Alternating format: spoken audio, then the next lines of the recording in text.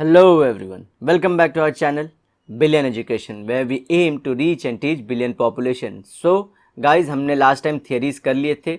अब हम जो करने जा रहे हैं वो होगा मेजरमेंट ऑफ पर्सनालिटी. ठीक है, तो यहाँ पे हम लोग ये सब काम करने वाले. इसके पहले थियरीज पढ़ना आपको बहुत ज़रूरी है, जिसमें big five, ocean theory, Carl Jung's, Allport's theory, ये सब हमने किया हुआ है. ठीक है, तो आज देखेंगे कि किसी की पर्सनालिटी मेजर कैसी होती है. हर बार हम ऐसे ही शुरू करते हैं, चाहे इंटेलिजेंस हो, चाहे हमारा ये पर्सनालिटी वाला टॉपिक हो. हर जगह हम लोग पहले क्या देखते हैं, बेसिक लोग क्या समझते हैं.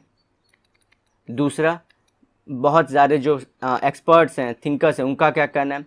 देन उस चीज़ के बारे में डिटेल, और एंड में आप अपने लाइफ में कैसे यूज़ कर सकते हैं उसका एप्लीकेशन. इसी तरह से ये चैप्टर में भी बेसिक पर्सनालिटी कॉन्सेप्ट क्या होते हैं. उसके बाद हमने जो थियरीज देखे, आप उसका हम लोग अपनी लाइफ में यूज़ या एप्लीकेशन देखेंगे. Psychologist seek to measure personality through a number of methods. तो बहुत सारे मेथड्स हैं जिससे साइकोलॉजिस्ट, ठीक है, हर कोई नहीं, साइकोलॉजिस्ट सबको लगता है. जैसे कि अगर आपको बोला जाए कि आप टीचर हैं किसी सब्जेक्ट के, तो आपको सब्जेक्ट आना चाहिए एटलीस्ट. भले वो अगर आप 6 स्टैंडर्ड के टीचर हैं, 7, तो आपको 7 स्टैंडर्ड का आता है, 6 स्टैंडर्ड का आता है, तो आप वहाँ तक के टीचर बोलते हैं. नो डाउट हर टीचर दुनिया भर का हर थोड़ी चीज़ जानता है, लेकिन अगर वो बोल रहा है या बोल रही है कि 7th मैथ्स की टीचर है, तो उसको 7th मैथ्स आनी चाहिए, इर्रेस्पेक्टिव ऑफ कौन से क्वेश्चन पूछे जाते, कहाँ से पूछे जाते, चाहे बुक्स हो चाहे बाहर से.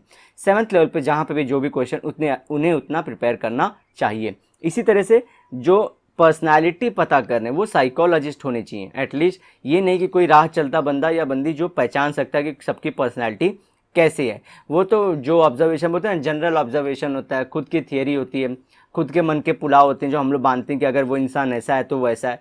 लेकिन जो भी अभी तक हमारी सीरीज़ को फॉलो करते आएंगे वो जानते हैं कि अगर हम, जैसे कि साइड कॉइन के दोनों साइड होते हैं और मल्टीपल एस्पेक्ट होते हैं किसी भी चीज़ के, और कोई भी पॉजिटिव हो सकता है irrespective of what ever personality और इंटेलिजेंस डज ही और शी हैव.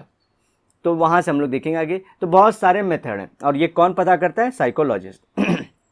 ऐसा नहीं कि आप नहीं कर सकते, आप भी करते हैं, लेकिन आपका स्केल छोटा होता है और आपका ओवरऑल जो आप डिस्क्राइब करते हो, डिस्क्रिप्शन, वो भी कम होता है as compare to psychologist. Behavioural analysis technique पहला, ये हम करने वाले हैं. देन सेल्फ रिपोर्ट इन्वेंटरी, जहाँ पे आप खुद से अपने बारे में पता कर सकते हैं, सेकेंड. थर्ड है प्रोजेक्टिव टेक्निक्स, एंड फोर्थ है psycho analytical methods of measuring personality. देखिए साइको एनालिसिस बहुत बार आया है, इसे हम डे 1 से कर रहे हैं. हमारे जब भी ये चैप्टर शुरू हुआ, psychoanalysis like was the major part of our discussion. So behavioural analysis 3.5.1 कर रहे हैं अभी. तो बिहेवियरल एनालिसिस मतलब क्या, किसी के बिहेवियर को हमको जज करना है. बिहेवियर क्या होता है, स्टिमुलस होता है, स्टिमुलस को वो ऑर्गेनिज्म कुछ ना कुछ रिस्पॉन्स देता है, SOR, और ये रिस्पॉन्स को बैठ के एक दूसरा पर्सन देखता रहता है. ठीक है, तो वही चीज़ है. तो behavioural techniques such as interview and observation, तो इसमें 2 पार्ट होंगे, A interview, B observation, help in assessing the personality of an individual. These behavioral techniques can be explained as follows. तो पहला है interview. Interview is the most common, तो सबसे ज़्यादा common जो मेथड यूज़ किया जाता है, जो ईजी भी है जज करना, वो है इंटरव्यू का, of measuring personality. An interview is a process in which an interviewer tries to collect information about the personality of an interviewee by, interview मतलब जिसका इंटरव्यू हो रहा है, इंटरव्यूअर जो इंटरव्यू लेता है, इंटरव्यू मतलब जो इंटरव्यू दे रहा है, बास्किंग हिम और हर वेरियस क्वेश्चंस. तो बहुत सारे क्वेश्चंस पूछते हैं वहाँ से, और जनरली क्या करते हैं वो लोग, आपको ऐसे क्वेश्चन ही पूछेंगे जो या तो फिक्स्ड हो या जगह पे ही आपसे बोलते हैं ना कि कुछ भी पूछ सकते हैं. तो उसी हिसाब से हमारा ये 2 चीज़ों में बटा हुआ है. फैक्टर्स लाइक टाइम टेकन, ये देखिए कितना टाइम किसी ने लिया, इस पे भी डिपेंड करता है कि उसकी पर्सनालिटी कैसी है. अब ज़रूरी नहीं है कि आप फट से आंसर दे रहे हैं तभी आपकी पर्सनालिटी बहुत अच्छी है. अच्छी का मतलब क्या, बुरी का मतलब कुछ नहीं होता. हम जानते हैं पर्सनालिटी, तो हम क्या पता करना चाहते हैं कि यह आदमी की पर्सनालिटी कैसी है और क्या क्या मुझे नीड है, बस वहाँ की बात है. अगर समझिए, अगर कोई फियरफुल पर्सन है प्लस नॉन वायलेंट है, जो प्लस वो वीक है इम्यून वाइज, बॉडी वाइज, कुछ ऐसा कुछ नहीं. कोई इंटेलिजेंट बहुत है इंटेलिजेंस हद से ज़्यादा है। अब क्या करेंगे, अब जब इनका आर्मी के लिए टेस्ट होगा तो क्या ऐसी पर्सनालिटी को लेंगे? जी ये नहीं बोलने की एक पर्सनालिटी ख़राब या अच्छी, लेकिन आर्मी के जॉब के लिए एक जो इंसान फेयरफुल हो, वायलेंस भी ना करता हो और वीक भी हो, तो वो कैसे काम, वीक मतलब बॉडीली फिजिकल वीकनेस, तो वो रहेगा। तो ऐसे लोगों को नहीं ले सकते, क्योंकि उन्हें अल्टीमेटली वहाँ पे बहुत सारे टास्क करने हैं जिसके लिए उन्हें करेज की ज़रूरत होगी। नो, इसमें कोई ऑफेंस नहीं कि मैं नहीं बोल रहा हूँ या कोई सोचना चाहिए कि ये लोग कम इंटेलिजेंट जो ऐसे लोग हैं या कम ये लोग सोसाइटी में अच्छा नहीं कर सकते, ये लोग कल के ग्रेट साइंटिस्ट हो सकते हैं, कुछ भी हो सकते हैं, लेकिन ये लोग आर्मी के लिए लायक नहीं है। तो इसीलिए इसी टाइप के क्वेश्चन, तो ये जो इंडस्ट्री होती है उनकी नीड के हिसाब से क्वेश्चन रखे जाते हैं। इसी हिसाब से अगर टाइम आप बहुत ज़्यादा ले रहे हो या कम ले रहे हो, उस डिपेंड करता है आप कौन सी चीज़ का इंटरव्यू दे रहे हो, टॉपिक क्या है। ठीक है, तो छूटते हर जगह बहुत सारी चीज़ों का, जैसे कि आप डायरेक्टली आंसर दे सकते हो कि मर्डर अच्छा है या ख़राब है, रेप अच्छा है या ख़राब है, इसमें कोई डिबेट नहीं होता है, ये सब ख़राब चीज़ें हैं। जो सोसाइटी को नॉन वायलेंस की तरफ लेके जाए वो अच्छी चीज़ है। अब वहीं पे अब बोल दे कि एक begging, what do you think about begging. अब बेगिंग पे छूटते थोड़ी आप बोल सकते हो कि एकदम ख़राब चीज़ है, इसमें बहुत टाइम लगेगा कि बेगिंग कौन सी कंडीशन से हुई है, कौन सी कंडीशन में कोई बेगिंग स्टार्ट करता है। आप लोगों को पता होगा बहुत सारे बच्चे ट्रैफिक्ड होते हैं, उन्हें पकड़ के लाया जाता है, उनको मन नहीं है फिर भी उन्हें ये जो बोलते हैं इनको भी क्या बेगिंग के लिए फोर्स किया जाता है। क्या करेंगे आप इसके लिए, किसको एक्शन लेंगे, जो अगला इनको ला रहा है या जो इनको बेच रहा है, कहाँ पे है, तो ये सब आपको देखना है। तो टाइम टेकन डिपेंड करता है कौन से टॉपिक पे क्वेश्चन पूछा गया है और कौन से एग्ज़ाम के लिए आप जा रहे हैं या कौन से इंटरव्यू के लिए जा रहे हैं। इंडस्ट्री का है तो वहाँ पे शार्प माइंडेड, ज़्यादा ओरिएंटेड रखना होगा। यूपीएससी लाइक इंटरव्यू है तो वहाँ पर फैक्ट के साथ साथ आपका खुद का जो थॉट है या फिलॉसफी है वो भी आपको प्रोड्यूस करनी पड़ेगी। तो ये सब चीज़ें। उसके बाद जेस्चर, पोस्चर, जेस्चर मतलब आपके बात करने का तरीका और कैसे आप बिहेव कर रहे हैं। पोस्चर मतलब आपकी बॉडी लैंग्वेज, बैठे कैसे हैं आप, वो बॉडी मूवमेंट, जब आप अनकंफर्टेबल या कंफर्टेबल, जैसे आपको इंटरव्यू जाओ, जनरली यूपीएससी इंटरव्यू फेमस है कि आप जाके बैठोगे जैसे तुरंत बोलेंगे मेक योरसेल्फ कंफर्टेबल। तो ये क्वेश्चन हर बार हर कोई लड़का बताए कि ऐसे ही क्वेश्चन वो लोग पूछते हैं। तो आप अगर अपनी सीट के लिए अरेंजमेंट के लिए जाते हैं, आगे पीछे करते हैं, तो मतलब वो समझ जाते हैं कि आप अनकंफर्टेबल आए थे और आपको फिर वैसे ही क्वेश्चन पूछेंगे। लेकिन जो कंफर्टेबल है, जो प्रिपेयर, वो बोलेगा no sir I am fine. मतलब वो प्रिपेयर होके आया है या आई है। तो ये दोनों बेसिस पे लोग क्वेश्चन पूछना शुरू करते हैं। और दोनों जब आप कंफर्टेबल हैं, नॉन कंफर्टेबल हैं, फिर भी ऐसा कुछ भी नहीं चलेगा, आप आराम से क्रैक कर सकते हो कोई भी चीज़। डिपेंड कि आप पूरा सेशन कैसे कैरी ऑन करते हो। On an interview are also taken into account while measuring personality of an interviewee। या आगे चलेंगे, the following are the main types of interviews. Structured interviews, unstructured interviews. Structured interview क्या होता है, is a type of interview in which total number of question to be asked to the interview, the sequence of the question, कि ए के बाद B पूछना है, B के बाद सी पूछना है, अच्छा उसने सी ने ये आंसर, तो इसे यहाँ से यहाँ इसे ये पूछना है, जैसे हाँ बोला तो क्या, फिर ना बोला तो क्या पूछना है, फिर इसके बाद क्या पूछना है, तो वो डिसाइडेड होता है। फैक्टर्स आर प्री डिटरमाइंड, पहले से तैयार होगा, तो इसे बोलेंगे स्ट्रक्चर्ड इंटरव्यू है। नो क्वेश्चन आर एडेड और डिलीटेड ऑन द स्पॉट, तो वो रहता है ना फैसला ऑन द स्पॉट, जैसे मूवी में देखते हैं, ऐसी चीज़ें यहाँ पे होती नहीं है, फिक्स क्वेश्चन पूछे जाते हैं। Generally industrial psychologist use structured interview while selecting a particular employ for a particular job. तो यहाँ पे इंडस्ट्रियल साइकोलॉजिस्ट बड़ा ऊपर का टर्म दे दिया है, ये साइकोलॉजिस्ट इन जनरल बोलना चाह रहा है, अदरवाइज कोई हेड स्टाफ ही होता है जो बहुत साल से काम कर रहा है या कर रही है, तो हेड स्टाफ रहते हैं, वही लोग इंटरव्यू लेते हैं। अगर वो साइकोलॉजिस्ट रखने लग जाएं और ऐसे हो तो अच्छा रहता है, जिससे बहुत सारी चीज़ें पता चलती है। अदरवाइज लेकिन वो क्या रखते हैं, किसी एक्सपर्ट या जॉब में जिसने किया है सो कॉल्ड साइकोलॉजिस्ट के नाम पे उनको रख देते हैं। अनस्ट्रक्चर्ड इंटरव्यू, जो जहाँ पे हम जो बोलते हैं इंटरव्यू को बर्बाद करने के बहुत सारे तरीके इनके पास अवेलेबल होते हैं। आपके आंसर के हिसाब से अगर उन्हें पसंद नहीं, आप थोड़े से टेढ़े लगे तो आपको फिर परेशान करना शुरू कर देंगे वो लोग। Unstructured interview is a type of interview in which total number of questions to be asked. इसलिए यहाँ पे देखिए कभी 15 मिनट तक भी चल सकता है, कभी 45 मिनट्स तक भी आपका इंटरव्यू राउंड चल सकता है, ये डिपेंड करता है। तो टोटल नंबर ऑफ क्वेश्चन तो कितने भी हो सकते हैं, to be asked to the interview and the sequence of question etcetera factors are not predetermined. कुछ भी तैयार नहीं होता है, लेकिन ऐसा भी नहीं कि पूरा अन्ना तैयारी के साथ आते हैं। यूपीएससी लाइक या कोई भी, मैं यूपीएससी का नाम बार बार इसलिए ले रहा हूँ क्योंकि ये सबसे जो लोग एम्बिशियस होते हैं, जैसे कि लोग को सबसे ज़्यादा लगता है कि यही एग्ज़ाम है जो सबसे बड़ी गवर्नमेंट एग्ज़ाम है, इसलिए मैं उसका नाम ले रहा हूँ बार बार। अदरवाइज और सर दूसरे एग्ज़ाम्स लाइक प्राइवेट एग्ज़ाम्स भी या इंटरव्यूज़ वो भी बहुत इंपॉर्टेंट होते हैं, लेकिन ये सबकी सोच में ये बड़ी एग्ज़ाम है, इसलिए मैं इसका एग्जाम्पल लेते जा रहा हूँ। यहाँ पे भी आपके बारे में प्रिपेयर करके जाते हैं। आप जब अपना डैफ का फॉर्म भरते हो, डिटेल एप्लीकेशन फॉर्म जब अपना भरते हो कि आपको क्या हॉबी, आपको क्या पसंद है, उस टाइम पे आपके बारे में बहुत सारी इन्फॉर्मेशन ये लोग कैरी कर लेते हैं। और जब इंटरव्यू में आप आते हो तो नियरली ज़्यादा बच्चों को उस दिन बुलाते नहीं है, तो आपके बारे में पता रहता है उनको।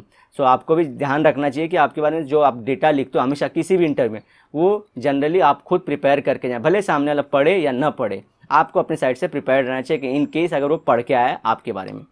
Depending on the response of an interview, मेरे से बार बार अलग अलग प्रोनाउंसिएशन आ रहा है, सम क्वेश्चंस आर एडेड और डिलीटेड ऑन द स्पॉट्स। देखिए, तो लेके तो आते हैं वो लोग क्वेश्चन, वही बोल रहा हूँ कि ऐसा मत सोचिए कि सब ऑन द स्पॉट तैयार करते हैं। कुछ क्वेश्चंस वो लाते हैं और उसके हिसाब से वो अपना पूरा पेड़ तैयार करते हैं क्वेश्चन आंसर का।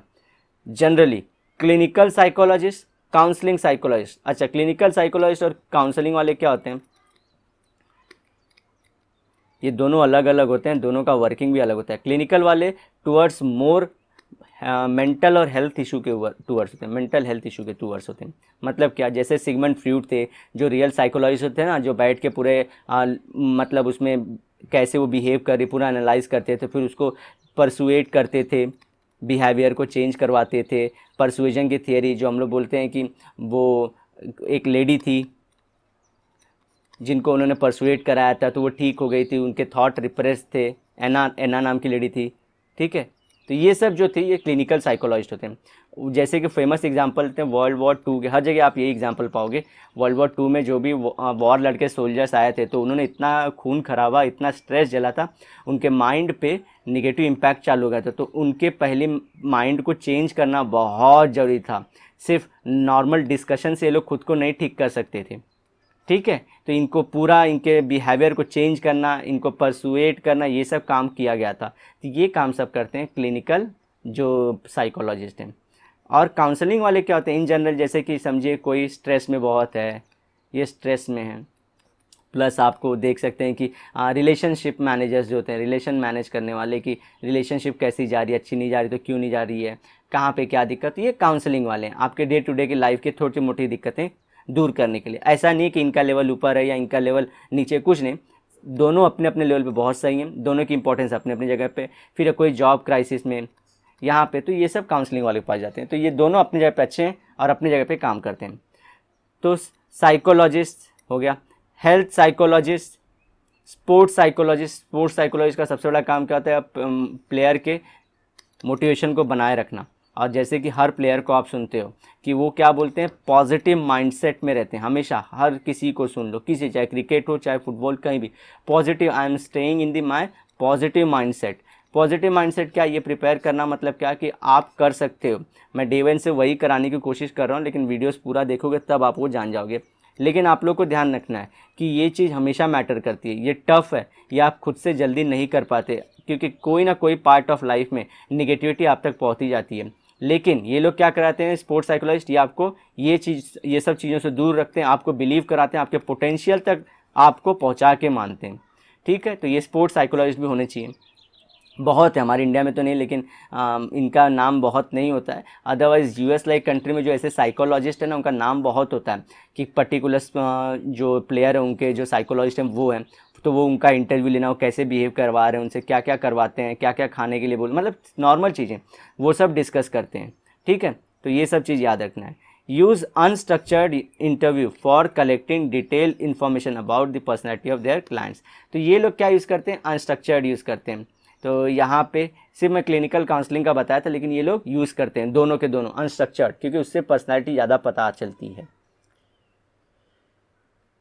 अब चलते हैं ऑब्जर्वेशन की तरफ। ऑब्जर्वेशन में क्या करेंगे, observing an individual in various situation. Observe करते हैं मतलब दूर बैठ के देखते हैं, क्वेश्चन नहीं पूछेंगे ज़्यादा, ठीक है ना। In another is the another important method of personality measurement. For example, a psychologist can observe how a child behaves when the teacher is not present in the classroom। देखिए ये सब, और how a factory worker behaves in a workshop when the supervisor is not present। अगर behaviour change हो रहे हैं मतलब कुछ चीज़ें वो रिप्रेस करते हैं, ठीक है, अपने अंदर रिप्रेस कर रहे हैं। अगर टीचर सामने या जो जो ओनर ऑफ द वर्क है, वर्कशॉप है, वो अगर रह रहा है तो मतलब एक्टिविटी उनके अंदर है और वो थोड़े टाइम बाद निकल सकती है बाहर। Observation method proves very helpful if it is used by a trend psychologist observer. तो ये देखिए ट्रेंड बोल दिया, ठीक है ना, with a clear objective and guidelines for the observation. तो ये ऐसा नहीं है कि राह चलते ये लोग वही बोल रहे हैं कि आ जाते हैं फिर बोलते हैं चलो हम लोग शुरू कर देते हैं ऑब्जर्वेशन को, ऐसा नहीं रहता है। Naturalistic observation, laboratory observation, participant observation, non-participant observation, etc. are some of the types of observation that are helpful to collect information about the personality of an individual. तो नेचुरलिस्टिक मतलब वो नेचुरल इन्वायरमेंट में, जब human environment society के बीच में तो वो कैसे बिहेव करते हैं, वो एक एस्पेक्ट है उसका। और दूसरा एस्पेक्ट है कि जो लैब में ले जाकर उनको क्वेश्चन पूछें कि कैसे हैं, फिर पार्टिसिपेंट करके बुलाते हैं उनको, नॉन पार्टिसिपेंट जो इसमें इन्वॉल्व ऑब्जर्वेशन नहीं, और नॉन पार्टिसिपेंट मतलब जो उसके अंदर नहीं जानते थे वो लोग के हिसाब से क्या चल रहा है ऑब्जर्वेशन में। जैसे कि समझिए कोई स्पोर्ट्स खेल रहे हैं ये लोग, तो पार्टिसिपेंट इसमें एक ऑब्जर्वर भी रहेगा जो साइकोलॉजिस्ट है, और बाकी सब लोग भी स्पोर्ट्स ही खेलेंगे, और ये ऑब्जर्वर जो ये हमारा जो साइकोलॉजिस्ट वो भी खेलेगा स्पोर्ट्स ही, और स्पोर्ट्स खेलते खेलते ये जानेगा कि ये लोग के ये जो भी हो जिसको वो ऑब्जर्व करना चाहता था वो कैसा बिहेव कर रहा है। मतलब क्या, इसमें साइकोलॉजिस्ट पार्टिसिपेंट है टोटल बिहेवियर में। अब एक में क्या, बाकी जो उनका क्लाइंट है और बाकी जो स्पोर्ट पर्सन वो सब खेल रहे हैं, स्पोर्ट्स खेल रहे हैं, लेकिन ये दूर से बैठ के सिर्फ ऑब्जर्व कर रहे हैं, तो ये नॉन पार्टिसिपेंट ऑब्जर्वर हुआ। तो इसका मतलब होता है पार्टिसिपेंट ऑब्जर्वेशन और नॉन पार्टिसिपेंट ऑब्जर्वेशन। तो ये सब मेथड यूज़ करता है किसमें, हम लोग ऑब्जर्वेशन में। तो हमारा इसी तरह से ख़त्म हो गया क्या, इंटरव्यू, और वो भी दूसरा पार्ट जो था वो था ऑब्जर्वेशन का। तो हमने जो कर लिया मेजरमेंट ऑफ पर्सनालिटी का फर्स्ट पार्ट कंप्लीट कर लिया है। अब इसके बाद जो हम लोग करेंगे वो है सेल्फ वाला, सेल्फ रिपोर्ट इन्वेंटरीज। तो इसमें आप खुद से जान पाएंगे कि आपकी पर्सनालिटी कैसी है। तो ये हम करेंगे नेक्स्ट लेक्चर में, ठीक है गाइस। तो मिलते हैं नेक्स्ट लेक्चर में। वीडियो को लाइक जरूर करना, इसे अपने दोस्तों में शेयर करना। Till then bye bye, have a great and nice day ahead.